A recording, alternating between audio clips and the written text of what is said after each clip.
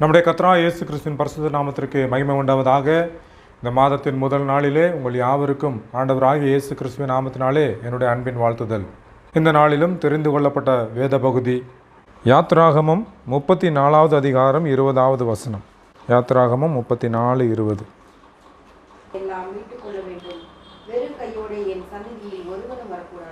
ஆமென். தலையீற்றெல்லாம் யாருக்கு உரியது? ஆண்டவருக்கு உரியது அப்படின்னு சொல்லி சொல்கிறாரு. அப்போது கழுதையை மாத்திரம் ஆண்டவர் ஏன் சொல்கிறாரு? கழுதையினுடைய தலையீற்றை ஒரு ஆட்டுக்குட்டியால் மீட்டுக்கொள்வாயாக, மீட்டுக்கொள்ளாவிட்டால் அதன் கழுத்தை முறித்து போடு அப்படின்றார். ஏன் கழுதைக்கு ஆண்டவர் அப்படி சொல்கிறாரு? நம்ம வேதத்தில் பார்க்கும்போது கழுதை எப்படி இருக்குது? ஒரு அசுத்தமான ஒரு விலங்காக இருக்கிறது. அப்போது ஆனால் அசுத்தமான விலங்காக இருந்தாலும் ஜனங்களுடைய பயன்பாட்டிற்கு அது அவசியமான ஒன்றாக இருக்குது. ஆகையினால தான் அந்த கழுதை உனக்கு வேண்டுமானால் நம்ம என்ன செய்யணும்? அந்த கழுதையை ஒரு ஆட்டுக்குட்டியினால் மீட்டுக்கொள்ள வேண்டும் அப்படின்னு சொல்லி நம்ம பார்க்குறோம். இஸ்ரவேலுடைய தேசத்திலே கழுதை, கோவேறு கழுதை இதை தான் அதிகமாக பயன்படுத்தப்பட்டு வந்துச்சு. கோவேறு கழுதையை என்னென்னா நம்ம இன்னொரு அதிகாரத்தில் பார்க்குறோம். ஆண்டவர் சொல்கிறாரு, எகிப்திலிருந்து குதிரைகளை நீ என்ன பண்ணக்கூடாது, எடுத்துக்கக்கூடாது அப்படின்றாரு. அப்போது குதிரைக்கு பதிலாக என்னத்தை உபயோகம் பண்ணாங்க அப்படின்னு சொல்லி நம்ம வேதத்தில் பார்த்தோம்னா, தாவீது சொல்கிறார், என்னுடைய கோவேறு கழுதையின் மேலே சாலமோனை கூட்டி கொண்டு வா அப்படின்றாரு. இன்னொரு இடத்துல பார்க்கும்போது அப்சலோம் விருந்துக்கு அழைக்கும் போது அவனும் அவனுடைய சகோதரர்களும் தங்களுடைய கோவேறு கழுதைகளில் சென்றார்கள் அப்படின்னு சொல்லி பார்க்குறோம். கோவேறு கழுதை அப்படிங்கிறது அது ஆண் கழுதைக்கும் பெண் குதிரைக்கும் பிறக்கக்கூடிய ஒரு காரியமாக இருக்குது. ஆனால் லேவியர் ஆகமத்தில் ஆண்டவர் சொல்கிறாரு, உன் மிருக ஜீவன்களை வேறொரு ஜாதியோடு பொழிய விடாயாக அப்படின்றாரு. கலப்பினத்தை ஆண்டவர் வெறுக்கிறார். அப்போது இந்த கலப்பினத்தில் பிறந்த இந்த விலங்கு உன்னுடைய பயன்பாட்டிற்கு தேவையானால் இது என்ன பண்ணப்படணும்? ஒரு ஆட்டுக்குட்டியினாலே மீட்கப்பட வேண்டும். இன்றைக்கி கழுத்து முறிக்கப்பட வேண்டிய ஒரு சூழலில் தான் நாம் இருக்கிறோம் இல்லையா? ஏன்னா நாம் அவருடைய சொந்த ஜனம் கிடையாது, கிருபையினால் அவருக்கு சொந்த ஜனமாக மாறணும். அப்போது அந்த நாம் கழுத்து முறிக்கப்பட வேண்டிய ஒரு காரியத்தில் இருக்க வேண்டிய நம்மை ஆண்டவர் என்ன பண்ணுறாரு? ஏன்னா கலப்பினம், நாமளும் எப்படி ஒரு கலப்பினம். ஆண்டவர் அத்தி மரத்தோடு என்ன பண்ணுறாரு? காட்டு அத்தி மரத்தை இணைக்கிறாரு. ஏன்னா இங்கே அத்தி மரத்தில் கனிகளை காணாததினால் அவர் என்ன பண்ணுறாரு? காட்டத்தி மரத்தை அதனோடு கூட இணைக்கிறார். அதே போல் தான் பார்க்குறோம். திராட்சை ரசம் குறைவான போது ஆண்டவர் என்ன பண்ணார்? திராட்சை ரசம் இருந்த பாத்திரத்தில் தண்ணியை ஊற்றலை, கால்களை கழுவும்படியான கற்சாடியில், சுத்திகரிக்கும்படியான கற்சாடியில் தண்ணீரை நிரப்பி அந்த தண்ணீரிலிருந்து என்ன பண்ணுறாரு? இதுவரை யாருமே ருசித்திராத ஒரு திராட்சை ரசத்தை கொண்டு வந்தார். இன்றைக்கு மீட்பு அப்படிங்கிறது, ஏன்னா ஆண்டவர் தேவன் நம்ம கொரிந்தியரில் அடிக்கடி நான் அந்த வசனத்தை மென்ஷன் பண்ணிகிட்டே இருப்பேன். என்னென்னா, ஒருவன் சட்டத்தின்படி பண்ணாவிட்டால் முடி சுட்டப்படான், ஒருவன் மல்யுத்தம் பண்ணினாலும் சட்டத்தின்படி பண்ணாவிட்டால் முடி சுட்டப்படான். அப்போ ஆண்டவர் நியமிச்சிட்டார். அதாவது கழுதை அசுத்தமான ஒரு காரியம் நியமிச்சிட்டாரு. கோவேறு கழுதை அதுவும் ஒரு அசுத்தமான ஒரு காரியம்னு ஆண்டவர் சொல்லிட்டாரு. ஆனால் இப்போ அது உன்னுடைய பயன்பாட்டுக்கு தேவைப்படுது அப்படின்னா அது மீட்கப்படணும். ஏன்னா அது பயன்படுத்த முடியாது. மீட்கப்படணும்னா அதுக்கு ஒரு சட்டத்தை ஆண்டவர் வச்சுருக்கிறார். ஏன்னா ஏற்கனவே ஏற்றின சட்டத்தை அவரால் என்ன பண்ண முடியாது? மாடிஃபை பண்ண முடியாது. அவர் மனம் மாறுகிற மாந்தன் அல்லவர். அப்போ என்ன பண்ணுறாரு? ஒரு ஆட்டுக்குட்டியால் மீட்டுக்கொள்வாயாகன்னாரு. இன்றைக்கி அப்படியானால் அந்த கழுதையை ஆசாரின் இடத்துல கொண்டு வரும்போது, ஏன்னா முதற் பலன் யாவும் என்னுடையவைகள் அப்படின்றாரு. அப்போ உன்னுடைய பிள்ளைகள், உன் கர்ப்ப பிறப்பாகிய பிள்ளைகள் என்னுடையவைகள்னால் அப்போ தேவாலயத்தில் கொண்டு போய் பலியிடவா செய்வாங்க? கிடையாது. என்ன பண்ணணும்? அதை கொண்டு போய் பிரதிஷ்டை பண்ணணும். அப்போது கழுதையை என்ன பண்ண வேண்டியதாக இருக்குது? பிரதிஷ்டை பண்ண வேண்டியதாக இருக்குது. அப்போ அந்த கழுதையை அங்கே கொண்டு போய் நிப்பாட்டுனா ஆசாரியன் கழுதையை பார்த்தா அதை எப்படியா பார்க்க முடியும்? தீட்டாக தான் பார்க்க முடியும். ஆனால் அந்த கழுதைக்கு பதிலீடாக ஒரு ஆட்டுக்குட்டியை செலுத்தும் போது அந்த கழுதையை அவன் பார்ப்பானா? அந்த கழுதைக்கு பதிலீடாக கொடுக்கப்பட்ட ஆட்டுக்குட்டியை பார்ப்பானா? ஆட்டுக்குட்டியை தான் பார்ப்பான். இன்றைக்கி கிறிஸ்துவானவர் நமக்காக மரித்ததினால தேவன் பாவிகளாகிய நம்மை அவர் பார்க்கவில்லை. அவர் யாரை பார்க்கிறாரு? கிறிஸ்துவை பார்க்கிறாரு. ஏன்னா நாம் கிறிஸ்துவுக்குள்ளாக மரித்து அவருடைய ஜீவனுக்குள்ளாக நாம் இருக்கிறோம். அப்போது நாம் அவருடைய ஜீவனுக்குள்ளாக பரிசுத்த ஆவியினால் முத்திரிக்கப்பட்டு இருக்கும்போது தேவன் நம்மை பார்க்கறதில்ல. தேவன் யாரை பார்க்கிறார்? நாம் யாருக்குள்ளாக இருக்கிறோம்? கிறிஸ்துவுக்குள்ளாக இருக்கிறோம். அவர் யாரை பார்க்கிறார்? கிறிஸ்துவை பார்க்கிறார். இன்றைக்கு அதுதான் இந்த ஆட்டுக்குட்டி ஒரு கழுதையினுடைய மீட்பை குறித்ததான ஆட்டுக்குட்டி, அதை தான் பார்க்குறோம். ஆகையினால இங்கே நாம் வந்துட்டு புறஜாதி ஆண்டவர் நமக்கு எந்த காரியத்தையுமே வந்துட்டு வேதத்தில் பார்க்கும்போது நமக்காக எதுவுமே எழுதி வைக்கப்படலை. எல்லாமே யாருக்காக எழுதப்பட்டிருக்குது? அவருடைய சொந்த ஜனத்துக்காக தான் எழுதப்பட்டிருக்குது. ஆனால் இன்றைக்கி வேதம் நம்முடைய கைகளில் இருக்குதுன்னா அதுக்கு காரணம் என்ன? ஆட்டுக்குட்டி நமக்காக தன்னுடைய ஜீவனை தந்தது நிமித்தமாக. அதனால தான் பேதுரு வந்துட்டு சொப்பனத்தில் பார்க்குறாரு, ஒரு துப்பட்டி வானத்திலேருந்து இறங்கி வருது, அதில் சகல விதமான ஊரும் பிராணிகளும் எல்லாமான அசுத்தமான பிராணிகளும் இருக்குது. ஆனால் ஆண்டவர் என்ன சொல்கிறாரு?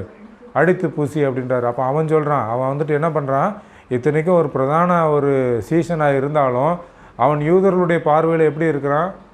நம்ம ஊரில் சொல்லணுன்னா ஒரு அக்மார்க் பிராமின். அவன் பாரம்பரியத்தில் உத்தமனாக இருக்கிறான். அவன் சொல்கிறான், இதை நான் வாழ்நாளில் நான் புசித்ததே கிடையாது அப்படின்றான். அப்போ ஆண்டவர் சொல்கிறாரு, நான் பரிசுத்தமாக்கினதை நான் சுத்தமாக்கினதை நீ எப்படி அசுத்தமானது என்று சொல்லலாம்னு சொல்கிறாரு. அப்போ அன்றைக்கு அதே போல் தான் ஆண்டவர் நம்மையும் எப்படி பண்ணி வச்சுருக்கிறாரு? கழுத்து முறிக்கப்பட வேண்டிய நம்மை, ஏன்னா அதை மீட்காவிட்டால் அதன் கழுத்தை முறித்து போடு அப்படின்றாரு.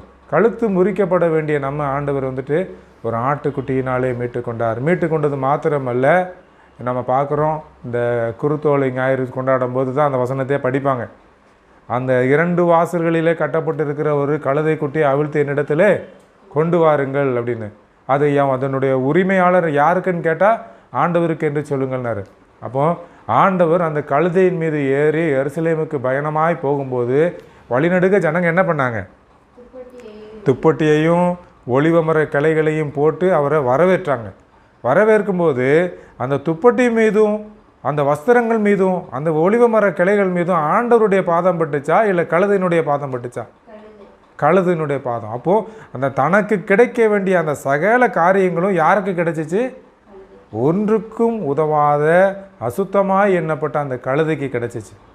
எப்படி கிடைச்சிச்சு? அதன் மேலே உட்கார்ந்திருந்த ஆட்டுக்குட்டி ஆனவர் மூலமாகத்தான். ஆகையினால தான் யோவான் சொல்கிறாரு, நான் முத்திரைகளை உடைக்க ஒருவனும் பாத்திரவான் இல்லை என்று பார்த்தபோது கதறி அழுதேன் அப்படின்றாரு. அப்போ மூப்பர்களில் ஒருவன் சொல்கிறான், யோவானே அழாதே, இதோ யூதா கோத்திரத்து சிங்கமும் தாவீதின் வேறுமானவர் முத்திரைகளை உடைக்க பாத்திரராக இருக்கிறாங்க போது திரும்பி பார்த்து அங்கே யார் நிற்கிறா? அடிக்கப்பட்ட வண்ணமாய் ஆட்டுக்குட்டி நிற்கிறாரு. இன்றைக்கி ஆட்டுக்குட்டி அப்படிங்கிறது எதை குறிக்குதுன்னா நம்முடைய மீட்பின் அடையாளமாக இருக்கிறது. அதனால தான் நாம் இன்றைக்கி தைரியமாக அவருடைய நாமத்தை நம்மளால் பிரஸ்தாபப்படுத்த முடியுது. ஏன்னா ஆண்டவர்கிட்ட ஒருத்தி வந்து சொல்கிறா, அவருடைய பிள்ளைக்கு இறங்கும்படி கேட்கும்போது ஆண்டவர் தான் மறுபடியும் அதே வசனம், ஒருவன் மல்யுத்தம் பண்ணினாலும் சட்டத்தின்படி பண்ணாவிட்டால் அவர் சொல்கிறாரு, பிள்ளைகளுடைய அப்பத்தை நாய்களுக்கு போடுவது நல்லதல்ல அப்படின்றாரு.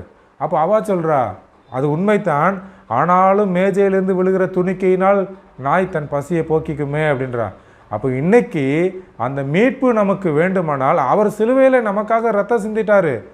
அந்த மீட்பை நாம் சுதந்திரித்து கொள்ளணும்னா, அந்த மேஜையிலேருந்து விழுகிற துணிக்கையை நாம் பெறணும்னா நாம் எப்படிப்பட்டவர்களாக இருக்கணும்? அந்த விசுவாசம் உடையவர்களாக இருக்கணும். அந்த துணிக்கே என்னுடைய பசியை போக்கும் என்கிற விசுவாசம் உடையவர்களாக இருக்கணும். ஏன்னா அவள் விசுவாசித்ததுனால தான் அந்த வார்த்தை அவருடைய வாயிலேருந்து வெளிவந்துச்சு. விசுவாசிக்கலைன்னா அந்த வார்த்தை அவருடைய வாயிலேருந்து வெளியே வர்றதுக்கு வாய்ப்பே கிடையாது. இந்த நாளில் கூட நாம் ஒரு அற்பர்களான நம்மை, கழுத்து முறிக்கப்பட வேண்டிய நம்மை ஆண்டவர் கிருபையாய் தம்முடைய சொந்த இரத்தத்தினால் நம்மை மீட்டு கொண்டார். ஏன்னா இதை நாம் இந்த காரியத்துக்கும் கொண்டு வரலாம், நம்ம புறஜாதிக்கு மாத்திரமல்ல தேவனுடைய ஜனத்துக்கு இதை கொண்டு வரலாம். நம்மளை ஆண்டவர் கிருபையாய் தமது சாயலின்படியும் தமது ரூபத்தின்படியும் மனிதனை உண்டாக்கி ஏதேன் தோட்டத்தில் வச்சுருந்தார். அவன் என்ன பண்ணிட்டான்? தேவ மகிமை அற்றவன் ஆகிட்டான். அங்கே ஒரு கலப்பினம் தோன்றிட்டு இல்லையா? நம்ம பார்க்குறோம், யார் வித்து? உன் வித்துக்கும் ஸ்திரீனுடைய வித்துக்கும் பகை உண்டாக்குவேன்றார். அப்படின்னா ஒரு கலப்பினம் தோன்றிவிட்டது, மனித இனம் தீட்டுப்பட்டு விட்டது. தீட்டுப்பட்ட ஒரு மனித இனத்தை நாம் கழுதைக்கு ஈடாக ஒப்பிட முடியும். அப்போ இந்த கழுதையை மீட்டுக்கொள்ள தான் ஆண்டவர் என்ன பண்ணார்? பழைய ஆதாமுக்கு பதிலாக பிந்தின ஆதாம், அவர் ஆட்டுக்குட்டி ஆனவர் நம்மை மீட்டு கொண்டார். மீட்டு கொண்டதுனால நாம் இன்றைக்கி எங்கே செல்ல நம்ம ஆயத்தமாக இருக்கிறோன்னா, நம்ம அந்த சுடரொளி பட்டயத்தால் மறைக்கப்பட்டு இருந்த அந்த ஏதேன் தோட்டத்துக்குள்ளாக நாம் போக போகிறோம். ஏன்னா அங்கே தான் என்ன இருக்குது? ஜீவ விருட்சத்தின் கனி இருக்குது. ஜெயம் கொள்ளுகிறவன் எவனோ அவனுக்கு ஜீவ விருட்சத்தின் கனியை புசிக்க கொடுப்பேன் அப்படின்றாரு. அப்போ நாம் அந்த தோட்டத்துக்குள்ளே பிரவேசிக்கணும் அப்படின்னா விசுவாசத்தினாலே ஒருவர் எனக்காக ரத்தம் சிந்தினார், என் பாவம் நீங்கி நான் சுத்தமானேன் என்கிற ஒரு நமக்கு அந்த நிச்சயமும் அந்த ஒரு அச்சாரமும் காணப்பட்டால் தான் நாம் அதை சுதந்திரித்து கொள்ள முடியும். ஏன்னா தேவனுடைய ரட்சிப்பு அப்படிங்கிறது அது ஒரு சாதாரண ஒரு காரியம் அல்ல. ஏன்னா தேவன் வந்துட்டு ஐ ஹோப் பர்ச்சேஸ் திஸ் அப்படின்னா அதை எக்ஸ்பைரி ஆகிட்டுன்னு தூரப்பட மாட்டார். அதை அவருடையது. ஒரு வாட்டி வந்துட்டு ரட்சிப்பை நமக்கு கொடுத்துட்டாருன்னா அதுக்கு எக்ஸ்பைரியே கிடையாது. அதுதான் வேதம் சொல்லுது, தேவனால் பிறந்த எவனும் பாவம் செய்யான். ஆனால் வந்துட்டு அதுதான் அவர் வந்துட்டு எனக்காக சிலுவையில் அறையப்பட்டுட்டாரு, நான் தேவனால் பிறந்துட்டேன், ஏன்னா நான் ஞானஸ்நானம் எடுத்துட்டேன் அப்படிங்கிறது தேவனால் பிறந்த பிறப்பு கிடையாது. மாறாக அந்த ரட்சிப்பை விசுவாசிக்கிறவனுக்கு மாத்திரமே அது மறுபிறப்பாக இருக்கிறது. ஏன்னா ஞானஸ்நான தொட்டியில் முங்கி எழும்புறது பெரிய காரியம் கிடையாது. நான் அவருடைய இரத்தத்தால் மீட்கப்பட்டேன். அதாவது வேதம் சொல்லுது இல்லையா, என் நாமம் தரிக்கப்பட்ட என்னுடைய ஜனங்கள்னு. அப்போது என் நாமம் தரிக்கப்பட்ட என்னுடைய ஜனம்னா அவருடைய நாமத்தினால ஞானஸ்நானம் பண்ணப்பட்டவர்கள் மாத்திரம்தான் அவருடைய ஜனமாக இருக்க முடியும். அவர்கள் மேலே தான் என்ன சொல்கிறாரு, கடைசி நாட்களிலே என் ஆவியை அவர்கள் மீது ஊற்றுவேன் அப்படின்றார். மாம்சமான யாவர் மேலேயும் ஊற்றுறாரு. ஆனால் அந்த ஆவியை ஊற்றப்பட்டதை விசுவாசிக்கிறதுக்கு யாரால் முடியும்? பிசாசால் வேதாகமத்தை வாசிக்க முடியும். விசுவாசிக்க யாரால் முடியும்? அவரால் முன்குறிக்கப்பட்டவர், அவரால் மீட்கப்பட்டவர்களால் தான் முடியும். அப்போ இன்றைக்கி அவர் நம்மை மீட்டு கொண்டார் என்ற நிச்சயத்தோடு கூட காணப்படுவோம். மீட்பின் சந்தோஷத்தை நாம் கொண்டாடுவோம். கர்த்தர் தாமே நம்மை ஆசீர்வதிப்பாராக. ஆமென்.